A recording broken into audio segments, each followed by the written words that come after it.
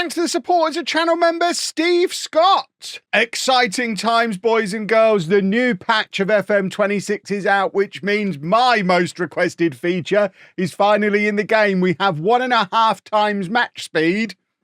So fingers crossed we can have a normal length episode today. And we're going to celebrate our normal length episode with a trip to Peterborough Sports, one of my former starting teams in Non-League to Legend. And of course, the city I am from originally. So I get to go home, maybe find some more of my ties and see, check what's gone on in Peterborough in the years since I've been away. It's going to be a lovely time. We are going to have to do it with some slightly different personnel to what we've had around the place previously, though, because transfers have been done. Which one of these is my transfers? I'm still learning the icons. I'd much rather have words up there. I'd also quite like to be able to have a bookmark for transfer history, which is a much more useful screen to be able to show you. But we have signed a couple more players. We already had Evero and Lawson in. We've now signed Isaac Gordon, who's an 18-year-old right back, also left back, but we're going to be using him at right back primarily. He's on loan for the rest of the season from Derby with 4.5 stars of current ability. That's an exciting signing. And then we've also taken Miles Abodo on loan from Reading for the rest of the season. 3 stars of current ability, also 5-star potential. He's another guy who can play on either wing or up front. We're freshening up our attack with exciting young players because I can't find any defensive midfielders or central midfielders that will come in on loan. And we still don't have money available for signing anybody permanently. What we have done to try and get some money together, he's released some of the players who those 2 loanees replace. So most notably since the last episode, Josh Dawodu, who had been our starting right back, and Joseph Ajose, who had been our starting right winger at the start of the season, have both moved on because they've been replaced with young loans. Unfortunately, it still doesn't give us any spare money to be able to go out and get the midfielder and or centre-back that we need. And our scouting budget is just disappearing at an absurd rate. It's still September and our scouting budget is almost entirely spent. And we've only just hired our scouts. I mean, if we have a look at our staff setup, we still don't even have a full complement of scouts. So I don't know who's spending all the money. That scout was only hired like a week ago. The chief scout only came in maybe a week before that. Who's spending the scouting money? Where is it? We've spent 20 grand on a non-existent recruitment department, and I don't really understand how or why. Just Football Manager things, I think. This is how things have been going. We are on quite a long not winning run in the league. We haven't won in the league since that game against Marine back in August when Lobjoit got the 92nd minute winner. You won't be seeing any more 92nd minute winners out of him because he's done his ACL. So he's out for the season. And yeah, I'm a monster. The first thing I checked was to see if he was under a contract or if he was a non-contract player. And if he was non-contract, I was going to release him. But he is under contract until the end of the season. You'll never see him play for us again because his contract will run down and then he'll leave once his knee works again. But yeah, we've not won in the league for 5 matches. We did beat Brightlingsea in the FA Cup, which got us this game against Peterborough Sports. And this is what the league table looks like. So to be honest, the league table's fine. We're 13th in the league after 9 games. As long as we don't get relegated, it's a good season. So I'm not upset with how the league table is looking. And there's a chance that we could go to Peterborough Sports, who are below us in the league, and maybe pull off an unexpected little cup run, which will certainly be handy in terms of finances, because the finances, although there's money in the bank, the way we're spending on scouting budget, it's bananas, boys and girls. So this is the team for the game against Peterborough Sports. It's Ashmore in goal, a back four of Coyle, Kwakawa, Green and Gordon, Gyamfi and Taylor in midfield, Lawson on the left, Abodo on the right, and then Marsh and Whitaker up front. Whitaker, after that good start in, was it episode 2, the first couple of matches of the season, he looked really good then, didn't he? Doesn't anymore. He's been pretty rubbish since then, so I'd quite like him to show me today that I am right to be playing him up front. What is that as a kickoff? That's bananas. Otherwise, we might be giving Sean Jeffers a little bit of a run in the team. as a possibility. I know people will be asking as well about the update. Obviously, I've mentioned the update. We are playing on 1.5 times speed, which is the speed I have been crying out for, because 1.25 is just too slow. We did our first matches on the beta at 1.75, and that was all too fast. I will acknowledge this could be a smidgen slower potentially, but I'd rather have it ever so slightly too fast than far too slow. So I think we're closer to exactly right. And I'm just being fussy at this point. Marsh has just scored a very important goal for us. After 5 minutes, Abodo doing good work down the right-hand side, slides it across. Marsh is there to tap it home. Lovely old stuff. But some of the other things that the update has given us, we can now, on the players, we've got different colours differentiating their abilities, which even as a colourblind person, I can actually see that now. So that's quite handy. Even being able to do that, I don't think is something you could do before. Click on an actual player from here. There's a few other little quality of life things. We've been able to turn on a faster UI. There's all sorts of stuff. So if you do want the update, it's not an automatic update. I think it will be an automatic update eventually. At the moment, it's part of the Steam beta program. So if you want it as part of the Steam beta program, you literally just have to go to the game in your Steam library, right click on the game, and there's a little tab where you can turn betas on, and then it will download it straight away and you'll get the update now. Otherwise, you can just wait and you'll probably have it next week on normal Steam, but also on Epic, Game Pass, everywhere else. We'll get it eventually. I just think the reason they're doing it this way is it takes a little bit longer to get through all those other platforms, and this way they can give it to some of us now. And it's certainly a help, and we're 2-0 up. So I think the other thing the patch has given us is it's made us really good at football. So that works for me as well. 2-0 up, 15 minutes in. We're going on an FA Cup run, boys and girls. What a time to be alive. And it is. By the way, Peterborough Sports, when we managed them, they wore blue kits. And I've noticed this in real life. Peterborough United, the team they share a city with, the team I support, wear blue, and Peterborough Sports used to wear blue. One of Peterborough United's big rivals is Cambridge, who wear weird orange kits. Peterborough Sports have changed to weird orange kits. I mean, I understand wanting to differentiate themselves from Posh. They're now in the league structure, sort of. They don't want to just be the team who also wear blue, or also people would get confused. I get wanting to change and have their own identity, but why would you pick orange when Cambridge? They look like Cambridge in disguise, and frankly, as a result, they deserve to be beaten, and that's what we're trying to do to them today. It's their own silly fault, but they are. I mean, there's a few blasts from the past names as well. Some like Kane Felix, I think we had at both Peterborough Sports. I feel like we had him somewhere else as well. Did we have him at Kings Lynn years ago, or have we had him in another? I don't know if he's old enough to have had him at Kings Lynn, but yeah, there are a few familiar names. I don't think there's been a huge amount of player turnover at Peterborough Sports in the few years since I managed there. We've got Fryatt, who I think we had. Jarvis, is that Bailey McCann, who came through the Posh Youth system, son of Grant McCann? There you go. Jones, I think, was one of the strikers with Gash when we were there. Gash became manager and has recently been sacked, I think. But yeah, that's your little history of Peterborough Sports. I think we ended up revisiting Peterborough Sports early on in the FM24 non-league to legend with Tamworth as well. So it's becoming a little non-league to legend tradition. Early on, we go away to Peterborough Sports and check in on them. And frankly, it shows how well Peterborough Sports are doing. It's 4 years now since we managed them in non-league to legend, and they're still in the National League North. And I don't think anybody saw that coming. So round of applause for Peterborough Sports, even if your kits are horrible now. But we're 2-0 up. We are cruising to a point, although, I mean, Sports are going to be a little bit upset that they do seem to be taking the better of the game. They've had more possession, more XG, more shots, and we've just been a little bit more clinical in front of goal, which hasn't really been our thing up until today. This is the first match on this save that I've played since we've had the update, so I don't know if the update has magically made it so that our players are better. I don't think there was any stuff like that was added to the update. I think it was generally just bug fixes and a few little UI quality of life things. I don't think the match engine was really touched at all. So it is very much conspiracy theory stuff. And I suspect Peterborough Sports are just useless.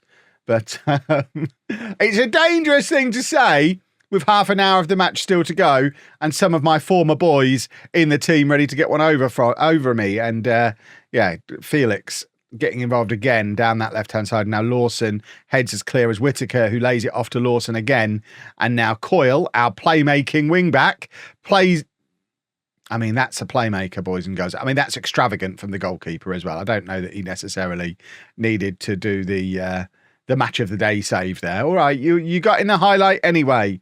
There was playmaking going on. We all see you. You don't need to get your shoes muddy just for the sake of it. Goodness me. Right, here is Gordon as part of our new look right-hand side, and he's fouled by McCann, who brings him down and the highlight ends.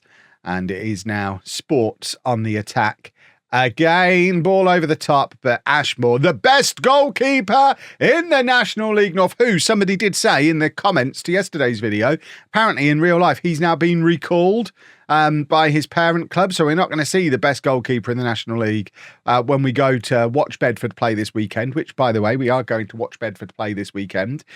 So if you are in the Bedford area and want to come and say hello to your old pal Kev, I will be at the match on Saturday afternoon. I will be putting together a little bit of a match day vlog as well. So hopefully Sunday, if I manage to get it edited in time, you will get to have a proper tour of the chicken shops of Bedford. And also there'll be a bit of football involved as well.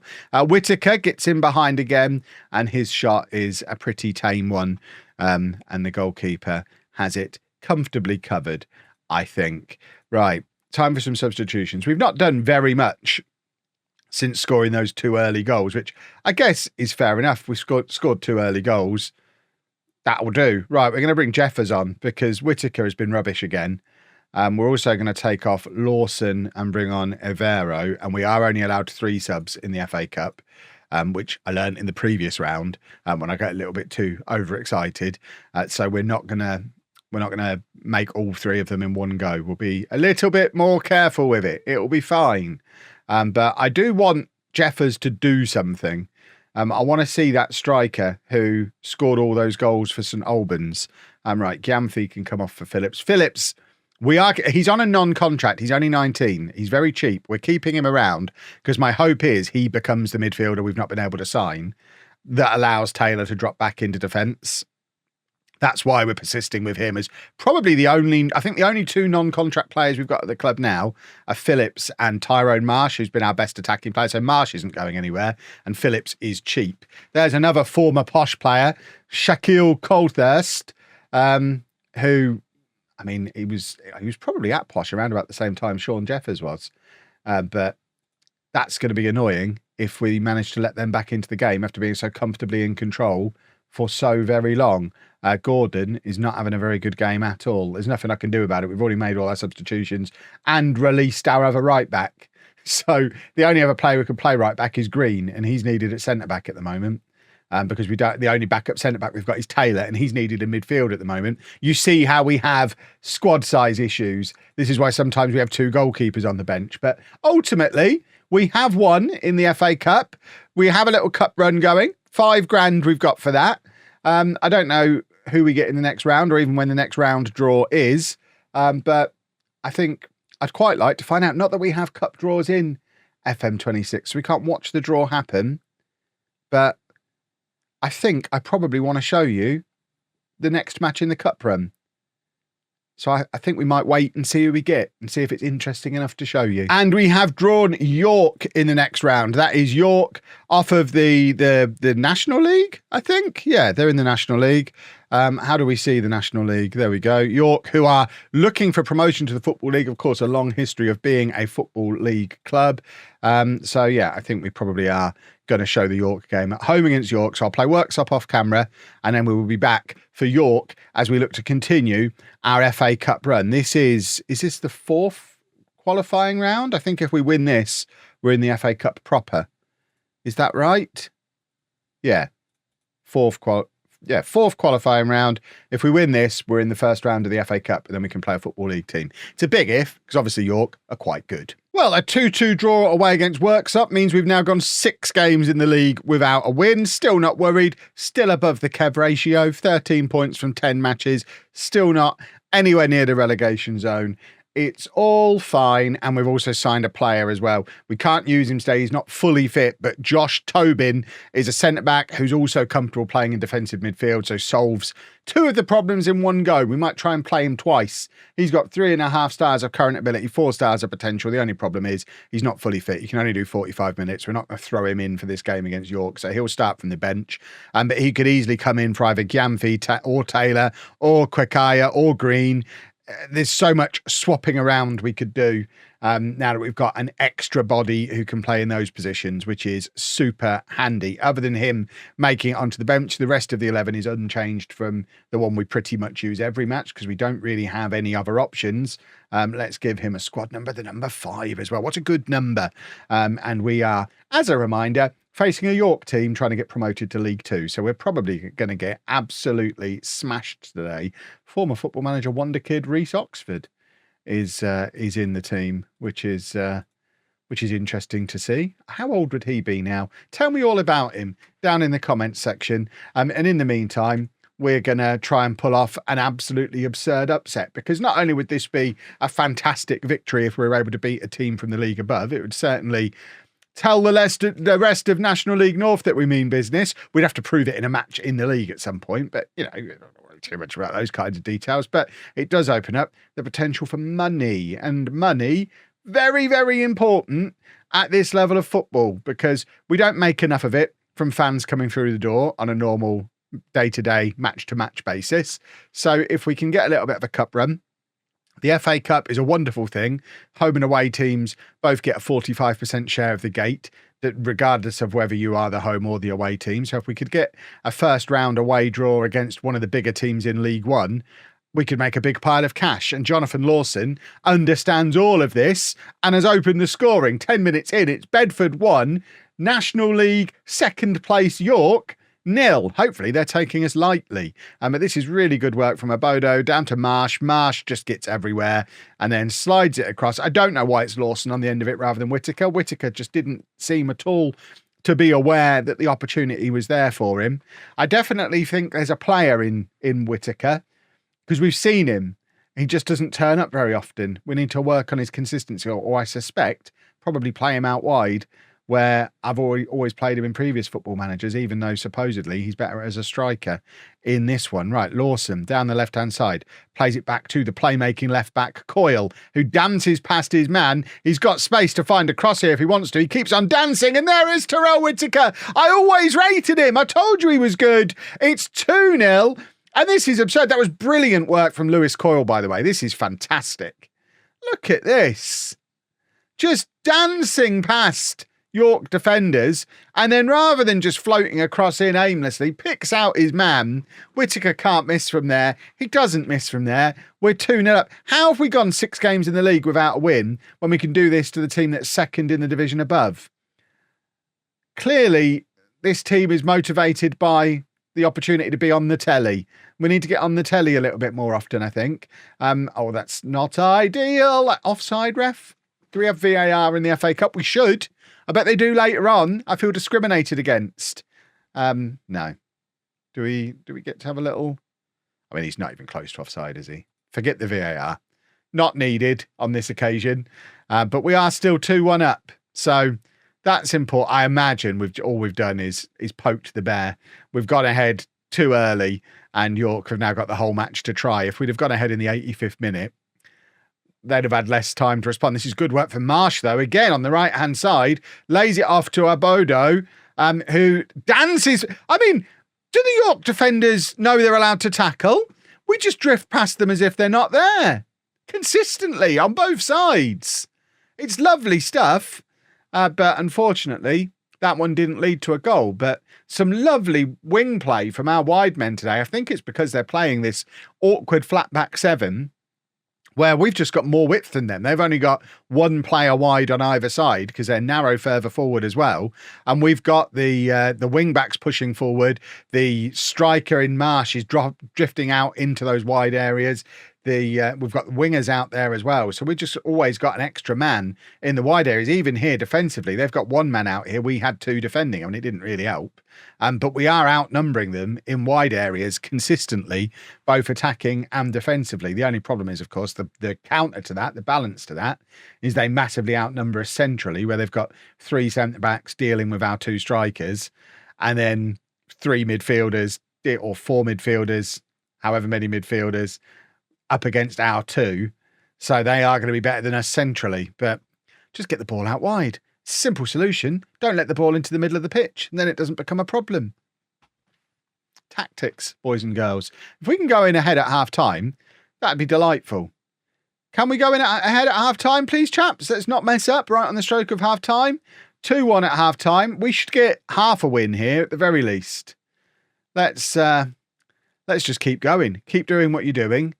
We now have the option to bring Tobin on. He's fit for 45 minutes. So at any point now, we could bring him on for any of these 4 players.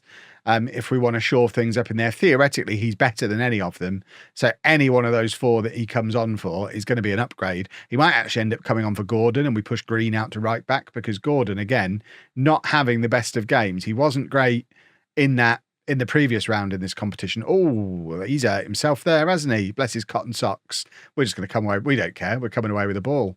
But he was in there, and then he just crumpled. Right, Marsh sprays it out to Lawson. We are the least sporting team in history. Imagine if we'd have scored from that. We literally only had the ball because their player exploded. And now we've got a corner from it. We are scum, and I love it. Lovely old stuff.